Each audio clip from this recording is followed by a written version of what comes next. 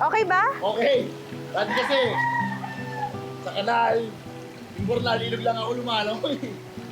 Ngayon sa pool na. Tara, sige tayo. Hindi, sige kuya, enjoy ka lang dyan. Go! Enjoy, enjoy.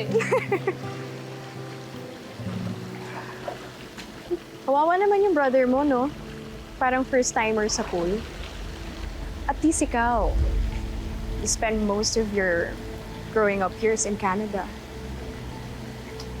Nakatira ka sa magandang bahay. At nag-aral ka sa prestigious university. Kawawa agad kasi hindi nakaswimming sa pool. Meron din naman akong mga pitiful moments growing up.